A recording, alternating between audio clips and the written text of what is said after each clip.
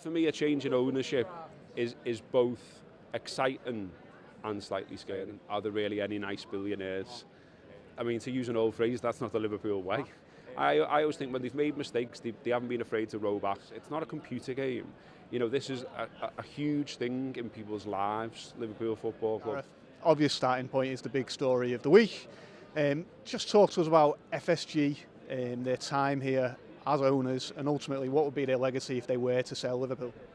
I think if you're going to talk about FSG, first of all, you've got to talk about Hicks and Gillette. And I think from the very start, there was a real suspicion around FSG because of what came before, because of Hicks and Gillette, because of all the promises they made and then broke, and because of the perilous position they put the club in.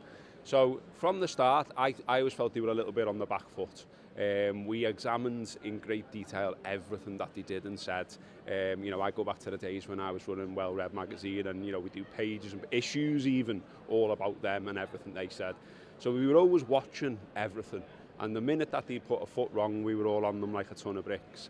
But I think now, it makes you think after all this time that it does look like they're going to go. You start to, you look around, the ground's much, much better. The Anfield Road's nearly done now. It towers over the city now, and it looks fantastic. It's going to be 61,000 for next season. And you think about all the broken promises around grounds and things that never happened, and the Paddy Bowl, and the Stanley Park, and those plans that cost a fortune for Hicks and Gillette. We finally realised our dream in getting a bigger ground. So there's that first of all. There's obviously the training ground. And the big one for me is obviously getting Jurgen Klopp. Now, Jurgen Klopp isn't just attracted to them, he's attracted to Liverpool Football Club. But equally, I don't think he walks through the doors if they don't say the right thing, and they don't promise him the right thing, and they don't promise him the resources he needed. So he walks through the door. We've won a title, finally. And, people my age have lived through every year that we didn't win that title, the 30 years. And so many of those 30 years, you just thought, it's never going to happen.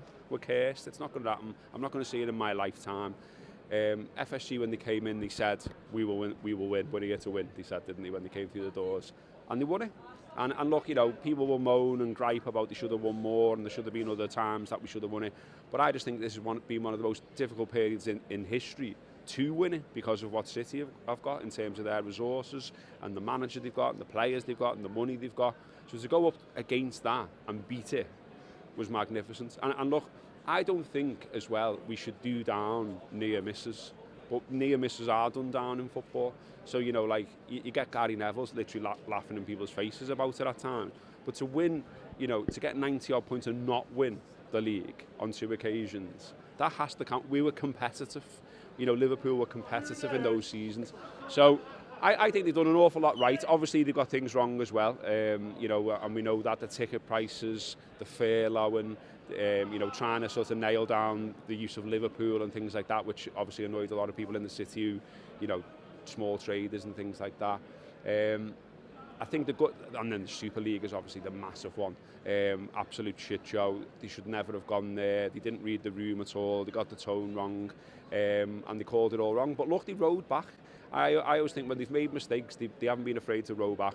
And you look at what's going on down the road, Man United, the Glazers just dig in. They don't care. They don't say anything. They've got their claws into the club, and they're not letting go. And even when fans are stopping games from happening and risking their livelihoods and risking their freedom even, because a lot of them are now going to court, they still don't care. They just simply don't care. So FSG, for me, I've brought us some very good times. I've put the club in a good place. We don't know what's going to come next, obviously. Lots of talk, obviously, about oil money and state-owned and all this kind of stuff. All I'd hope for is that whoever it is who comes in recognises the values of this city and of this club and of the fans and what we want.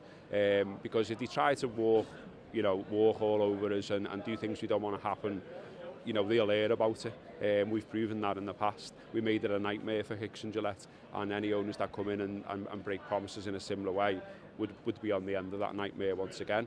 And look, Liverpool Football Club is in Liverpool. It is in Anfield. It is in a community, and I want the club to operate in that way. It's not just about spending loads of money on big players. It's not a computer game.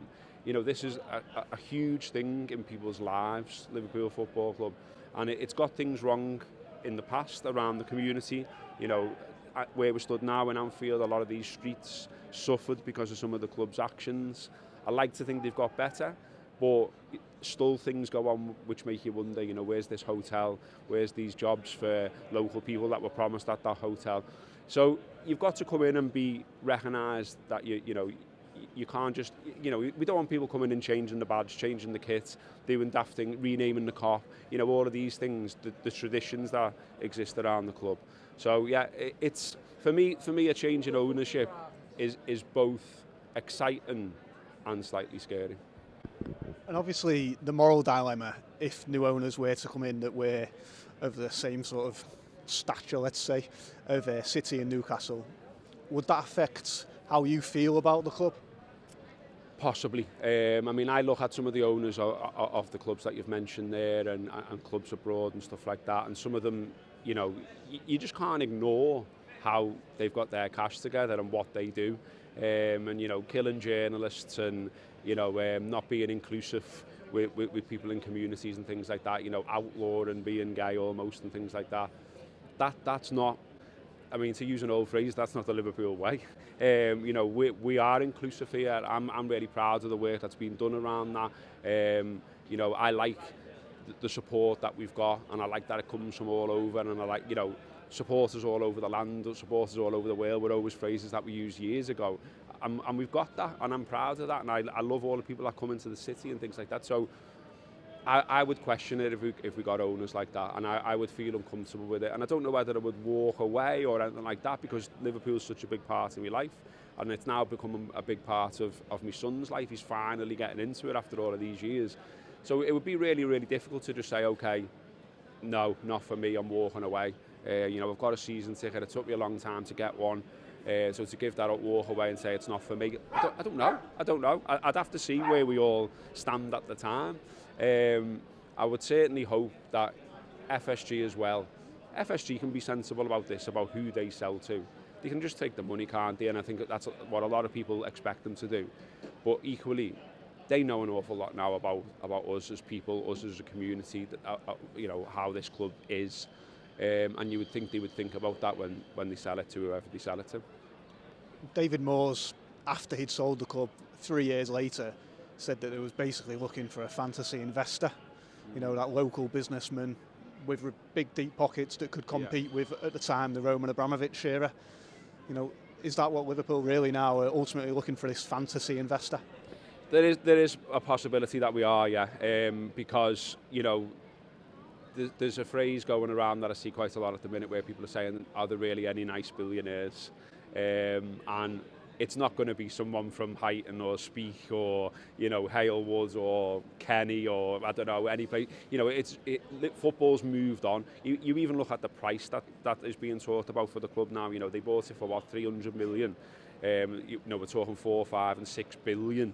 You know, unbelievable figures. I mean, once upon a time, you know, we talked about, you know, there was the share Liverpool idea, and okay, it didn't work, and you know, it ended up a little bit ridiculed and things like that. But there was a small grain of feasibility about it.